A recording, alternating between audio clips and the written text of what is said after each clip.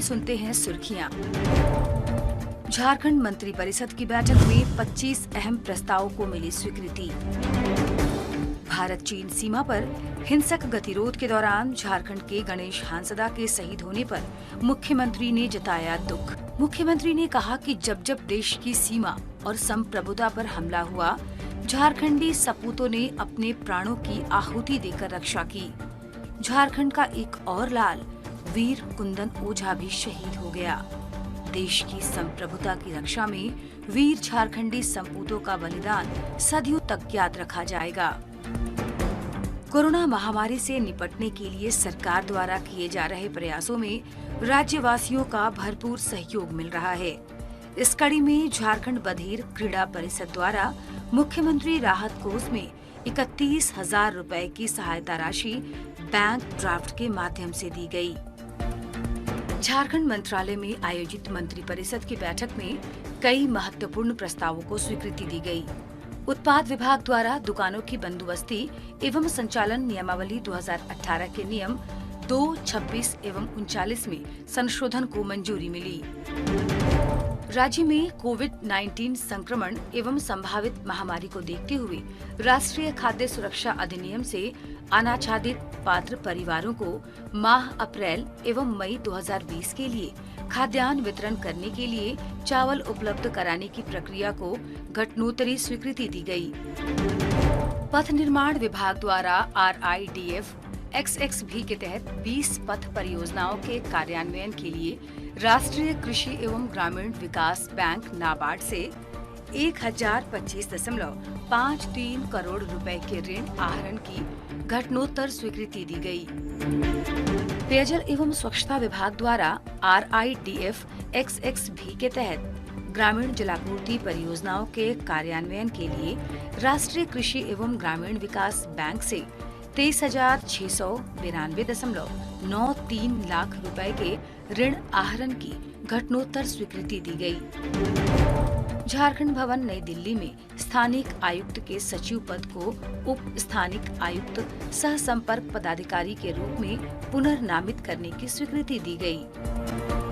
झारखंड राज्य अंतर्गत court fee के स्टाम्पिंग के लिए मनोनयन के आधार पर stock holding corporation of India limited को वित्त नियमावली के नियम 245 के अधीन नियम 235 को शिथिल करते हुए प्राधिकृत किए जाने की स्वीकृति दी गई। महिलाओं को अचल संपत्ति के क्रय पर मुद्रांक एवं निबंधन शुल्क में प्रदत्त छूट को वापस लिए जाने की घटनोत्तर स्वीकृति दी गई। मुद्रांश शुल्क का भुगतान स्टाम्प के अतिरिक्त अन्य माध्यम से करने के लिए झारखंड स्टाम्प नियमावली 2020 के गठन की स्वीकृति दी गई। झारखंड मूल्य वर्धित कर अधिनियम 2005 के साथ संलग्न अनुसूची डबल पार्ट ई के अंतर्गत ATF पर देय कर वैट में संशोधन पर स्वीकृति दी गई। झारखंड में वृत्तियों, व्यापारों, आजीविकाओं, रोजगार पर कर अधिनियम 2011 के साथ संलग्न अनुसूची में संशोधन पर स्वीकृति दी गई। झारखंड मूल्य वर्धित कर अधिनियम 2005 के साथ संलग्न अनुसूची डबल पार्ट ई में संशोधन करते हुए डीजल एवं पेट्रोल के वैट में संशोधन पर स्वीकृति दी गई। ई कोड प्रोजेक्ट के तहत 2 वरिष्ठ प्रोग्रामर के पदों का दिनांक 11 अप्रैल 2020 से 31 मार्च 2021 तक अवधि विस्तार की स्वीकृति दी गई।